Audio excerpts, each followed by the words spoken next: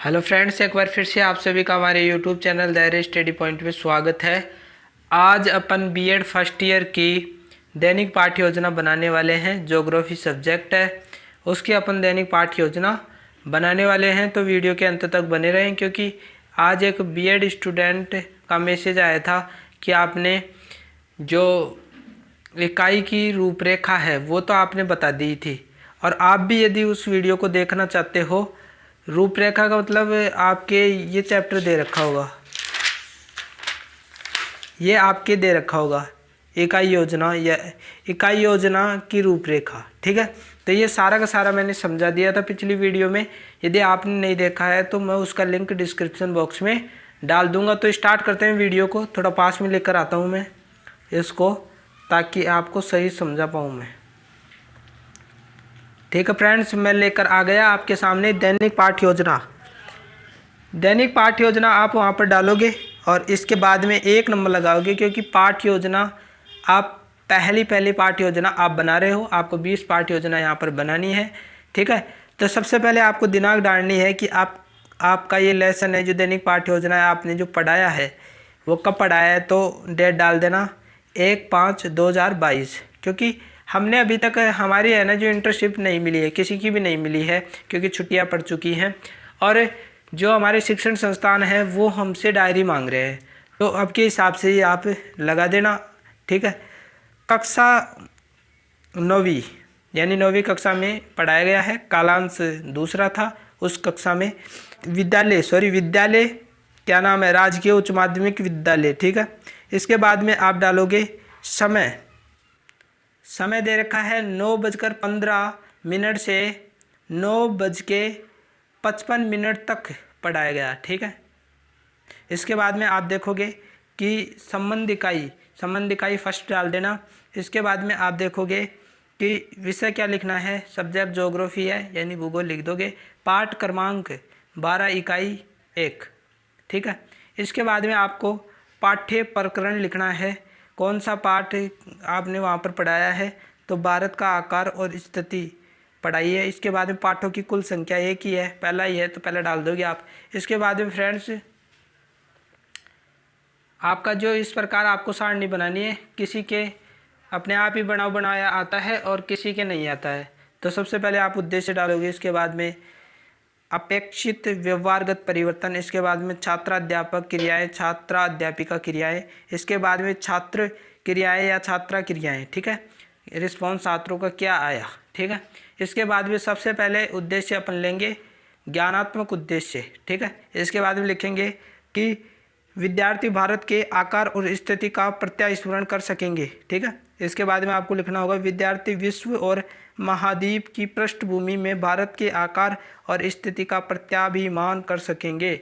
ठीक है, इसके बाद में यहाँ पर आपको लिखना है कि जो छात्र अध्यापक यानी जो बीएड स्टूडेंट है उन्होंने क्या क्वेश्चन किया। पहला है हमारे देश का नाम क्या है, हमारे देश का क्या नाम है। ठीक है, तो इजीली आप वो दे देंगे जब आप छात्र, भारत है हर कोई दे देगा। ठीक है, इसके बाद में दूसरा क्वेश्चन है भारत के उत्तर दिशा में कौन सा पर्वत स्थित है। तो बालकों ने बताया हिमालय स्थित है। ठीक है, इसके बाद में आप दूसरा अवबोधात्मक उद्देश्य यहाँ पर लिखा गया है कि विद्यार्थी भारत के आकार और स्थिति की व्याख्या कर सकेंगे। दूसरा आकार और स्थिति की अन्य देशों से तुलना कर सकेंगे। ठीक है, इसके बाद में इसमें छात्र अध्यापक जी की जो क्रिया है उसमें लिखेगा 3 नंबर लगा के कि भारत का दक्षिण भूभाग गिरा हुआ है। ठीक है, इसके बाद में समुद्र से यहाँ पर क्वेश्चन किया गया कि भारत का दक्षिण भूभाग गिरा हुआ है, तो यहाँ पर समुद्र से गिरा हुआ है, सबको पता है दक्षिण भाग। ठीक है, तमिलनाडु वाला भाग। इसके बाद में आपको यहाँ पर तीसरा उद्देश्य लिखना है ज्ञानोपयोग उद्देश्य। ठीक है, आपको लिखना है विद्यार्थी भारत के आकार और स्थिति से संबंध प्राप्त ज्ञान का नवीन परिस्थितियों में उपयोग कर सके। ठीक है, ये आपका ये एक पृष्ठ हो जाएगा। इसके बाद में पृष्ठ को बदलता हूँ। ठीक है, इसके बाद में आपको यदि ये सारणी, ये ऊपर जो अपन ने पिछले प्रश्न में भी लिखा था उद्देश्य अपेक्षा यानी अपेक्षित व्यवहारगत परिवर्तन, ये सारे के सारे हैं ना जो यदि आप बढ़ना चाहो तो बढ़ देना, यदि आप नहीं बढ़ना चाहो तो ऐसे ही ये खाना मत बनाना और सीधे की सीधे लाइन खींच लेना, ये लाइन मत खींचना, ठीक है। ऐसे कैसे लिख देना, चौथा नंबर लगाकर कौशलात्मक उद्देश्य। इसके बाद में दूसरा है विद्यार्थी भारत का रेखा चित्र बना सकेंगे, यानी विद्यार्थी जो है ना जो भारत का रेखा चित्र बना सकेंगे, मानचित्र बना सकेंगे। इसके बाद में विद्यार्थी भारत के मानचित्र से सूचनाएं संकलित करेंगे, ठीक है। इसके बाद में इसके आगे लिखना है एशिया महाद्वीप में भारत की सही स्थिति बताइए। तो यहाँ पर आंसर दिया गया, कोई आंसर नहीं आया, कोई उत्तर नहीं आया छात्रों का, क्योंकि छात्रों को इतनी बड़ी बात पता नहीं है। इसके बाद में फ्रेंड्स पांचवा है अभिवृत्त्यात्मक उद्देश्य, ठीक है। इसके बाद में आपको यहाँ पर लिखना है विद्यार्थी में भारत के आकार और स्थिति के प्रति विश्वसनीय दृष्टिकोण विकसित हो सकेगा, ठीक है। यहाँ पर आपको खाली छोड़ देना है, ठीक है। इसके बाद में छठा है अभिरुचि उद्देश्य। यहाँ पर आपको लिखना है विद्यार्थी भारत के आकार और स्थिति से संबंधित तथ्यों के बारे में रुचि, आपको दिख नहीं रहा होगा, सॉरी, दोबारा से रिपीट कर देता हूँ। छठा अभिरुचि उद्देश्य, विद्यार्थी भारत के आकार और स्थिति से संबंधित तथ्यों के बारे में रुचि ले सकेंगे, ये सारा का सारा खाली छोड़ देना, ठीक है। इसके बाद में आगे चलते हैं फ्रेंड्स, ये आगे का जो पार्ट है वो आ गया। यहाँ पर आपको सहायक सामग्री लिखनी है कि आपने क्या क्या यूज लिया है। लपेट, फलक, संकेतक, चौक, मानचित्र, रेखा चित्र एवं अन्य कक्षा उपयोगी सामग्री, यानी कक्षा में जो काम आई वो। इसके बाद में फ्रेंड्स पूर्व ज्ञान, यानी बालकों को पहले का ज्ञान क्या था। विद्यार्थी भारत के आकार व स्थिति के संबंध में सामान्य जानकारी रखते थे, यानी ये जो पाठ है उसके बारे में जब शिक्षक पाठ पढ़ा रहा था उससे पहले ही बालकों को थोड़ा बहुत पता था, सामान्य जानकारी थी, ठीक है। इसके बाद में मैं पन्ना पलटता हूँ। इसके बाद में आपको उद्देश्य कथन लिखना है, पाठ्याभिसूचन, ठीक है। यहाँ पर आपको लिखना है कि छात्रों आज हम भारत के आकार और स्थिति से संबंधित जानकारी का विस्तृत अध्ययन करेंगे, ठीक है। इसके बाद में आप यहाँ पर ये उतारोगे। थोड़ी बहुत तबीयत ख़राब है फ्रेंड्स, आवाज़ से लग रहा होगा आपको, कोई दिक्कत नहीं है। मैं आपको ये वीडियो बहुत ही मेहनत से दे रहा हूँ, तो यदि आपको वीडियो अच्छा लग रहा है तो आप हमारे यूट्यूब चैनल को सब्सक्राइब कर लेना और बेल आइकन को दबा लेना। प्रस्तुतिकरण, पाठ का विकास, ये लिखोगे। इसके बाद में ये जो फील कर रखा है ना मैंने, अध्यापन बिंदु, छात्राध्यापक, छात्राध्यापिकाएँ, क्रियाएँ, छात्र छात्राएँ, क्रियाएँ, श्याम पट, सारांश एवं सहायक सामग्री। इसके बाद में फ्रेंड्स यहाँ पर आपको जो पॉइंट लिया गया है भारत की स्थिति और आकार डालना है, यानी अध्ययन बिंदु अपन किसका कर रहे हैं, भारत की स्थिति और आकार का अध्ययन कर रहे हैं। इसके बाद में यहाँ पर पॉइंट डालना है विकासात्मक प्रश्न, यानी बालकों का ये जो सारे दे रखे हैं उनसे विकास होगा। पहला है आकार की दृष्टि से भारत कैसा देश है, यहाँ पर क्वेश्चन किया गया तो बालकों ने कहा विशाल देश है, ठीक है। इसके बाद में दूसरा है भारत किस गोलार्ध में स्थित है, यहाँ पर उत्तर दिया गया उत्तरी गोलार्ध में स्थित है, लेकिन यहाँ पर बिल्कुल राइट आंसर होगा उत्तरी गोलार्ध, ठीक है। इसके बाद में आप देखोगे कि इसी दूसरे कॉलम में आपको लिखना है भारतीय भूभाग का अक्षांश और देशांतर विस्तार डिग्रियों में बताइए। तो समस्यात्मक लिखा गया है यहाँ पे, क्योंकि बालकों को ये पता ही नहीं है, समस्यात्मक प्रश्न है ये, ठीक है। बालक को पूर्ण जानकारी नहीं है। यहाँ पर आपको श्याम पट सारांश एवं सहायक सामग्री लिखनी पड़ेगी। ये बोर्ड है एक तरह का, ठीक है। बोर्ड इस प्रकार आप बना लेना। इसमें लिखा हुआ है भारत का अक्षांश से विस्तार 8 डिग्री 4 कला से 37 डिग्री 6 कला उत्तरी अक्षांश व देशांतरीय विस्तार 68 डिग्री 7 से 97 डिग्री 26 कला पूर्वी देशांतर, ठीक है। ये आप लिख लोगे। इसके बाद में आपको लिखना है छात्रा अध्यापक कथन, यानी जो बीएड स्टूडेंट है जिसकी फाइल है उसने क्या कथन बोला, विस्तार पूर्वक व्याख्या कर रहा है कि भारत का भूभाग 8 डिग्री 4 मिनट भी बोल सकते हो, मिनट उत्तर से 37 डिग्री 6 मिनट उत्तरी अक्षांश तथा 68 डिग्री 7 मिनट पूर्व से 97 डिग्री 25 मिनट पूर्वी देशांतर तक है, ठीक है। यहाँ पर आप लिखोगे कि छात्र ध्यानपूर्वक सुनेंगे वह आवश्यक तथ्यों को लिखेंगे, यानी एक शिक्षक पढ़ा रहा है तो बालक ध्यानपूर्वक सुनेंगे और उसके बाद में जो तथ्य वो लिखा रहा है टीचर उसको भी वो लिखेंगे। ठीक है, यहाँ पर और वर्णन दिया गया कि कर्क रेखा 23 डिग्री 30 मिनट उत्तरी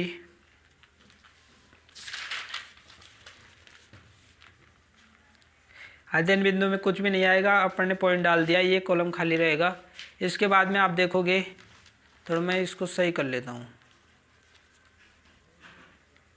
यहाँ पर आपको डालना है वही आ जाएगा। यदि ये आप पढ़ना नहीं चाहो तो ऐसे केस छोड़ देना, अपन ने पिछले प्रश्न में भर लिया ये सारी की सारी। ठीक है, ये सारी की सारी चीज़ें हमने भर ली। फिर इसमें मैं देश को लगभग 2 बराबर भागों में बांटती है। पहले पिछले प्रश्न में कुछ छूट गया था, यहाँ से तो पूरा कर रहा है बात को। मुख्य भूभाग के दक्षिण पूर्व में अंडमान और निकोबार द्वीप समूह है, बंगाल की खाड़ी तथा दक्षिण पश्चिम से लक्षद्वीप समूह अरब सागर में स्थित है। भारत भूभाग का कुल क्षेत्रफल का 2.4% है, अतः भारत विश्व का 7वां बड़ा देश है। ठीक है, इसके बाद में आपको बोध प्रश्न लिखने होंगे। ठीक है, इसके बाद में लिखना होगा कि कौन सी रेखा भारत को लगभग 2 बराबर भागों में काटती है। तो यहाँ पर देखो, कर्क रेखा भारत को बराबर भागों में काटती है। ठीक है, मध्य प्रदेश से होकर गुजरती है, राजस्थान के दक्षिणी भाग में से होकर गुजरती है। ये थोड़ी सी डूंगरपुर और बांसवाड़ा वाला क्षेत्र, वहाँ से कर्क रेखा छूकर गुजर जाती है। ठीक है, इसके बाद में दूसरा क्वेश्चन, दक्षिण पूर्व में भारत के कौन से द्वीप स्थित है, यानी दक्षिण पूर्व भारत में कौन से द्वीप स्थित है। तो बालकों ने बताया कि अंडमान निकोबार द्वीप समूह स्थित है। तीसरा क्वेश्चन किया गया, विशालता के आधार पर भारत का विश्व में कौन सा स्थान है। तो 7वां स्थान है। पन्ना पलटते हैं, यहाँ पर वॉइस, यहाँ पर आप बढ़ना चाहो तो बढ़ लेना, नहीं छोड़ देना। उसी में ये खाने बनाकर ऐसे लिखना है। दूसरा, भारत तथा विश्व अध्ययन बिंदु में। ठीक है, फिर इसके बाद में विकासात्मक प्रश्न आएंगे। यहाँ पर आपको लिखना है भारत के दक्षिण में कौन सा महासागर है। तो जो बालक है वो आंसर देंगे हिंद महासागर। ठीक है, हिंद महासागर में भारत की स्थिति किस प्रकार की है।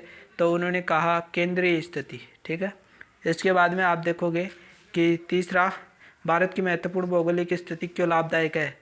तो निरंतर, यहाँ पर बालकों ने गलत जवाब दिया, क्योंकि आप जानते हो कि बालक गलत भी बता सकते हैं। ठीक है, इसके बाद में यहाँ पर जो है ना, ये श्याम पट वाला जो कार्य है, यहाँ पर श्याम पट बनाना है आपको। कोरा पेज ले लेना या फिर इसी में बना लेना। हिंद महासागर में, ये बोर्ड पर लिख रहे हैं हम, हिंद महासागर में भारत की केंद्रीय स्थिति से भारत का पश्चिमी एशिया, अफ्रीका और यूरोप से निकटतम संबंध है।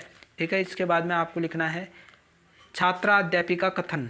ठीक है, हिंद महासागर में केंद्रीय स्थिति के कारण भारत का पश्चिम एशिया, अफ्रीका और यूरोप के देशों के साथ साथ पूर्वी एशिया के देशों से भी निकटतम संबंध बने हैं। समुद्री मार्गों की खोज से पहले उत्तरी पर्वतों के दर्रों से भारत का व्यापार आदान प्रदान विभिन्न देशों से हुआ करता था। इन मार्गों से विचारों और वस्तु ज्ञान, विकास, कला और संस्कृति का आदान प्रदान हुआ। ठीक है, इसके बाद में इस वाले कॉलम में आपको क्या पढ़ना है, छात्र छात्राओं की क्रिया क्या रही। छात्र छात्राएं ध्यानपूर्वक सुने, क्योंकि आप जानते हो कि एक शिक्षक पढ़ा रहा है तो बालक ध्यानपूर्वक सुनेंगे ही। ठीक है, तो बिल्कुल ही ईजी है सब कुछ। तो फ्रेंड्स, अगला पेज बदलते हैं। अगले पेज में क्या दे रखा है, ये आपका अगला पेज आ गया। ठीक है, यदि आप ये बार बार फिलअप करने की ज़रूरत नहीं है। ठीक है, बहुत प्रश्न लिखो, फिर ये सारा का सारा फ्रेंड्स ये आप ये है ना जो उतार लेना। ठीक है, मैं अब वीडियो रोक कर उतार लेना आप। ठीक है, वीडियो को बीच में से रोको, फिर एक बार टिक करो उस पर, वो जो बंद करने वाला चिन्ह है वो चला जाएगा। ठीक है, ऐसे कैसे रोक कर उतार लो। ठीक है,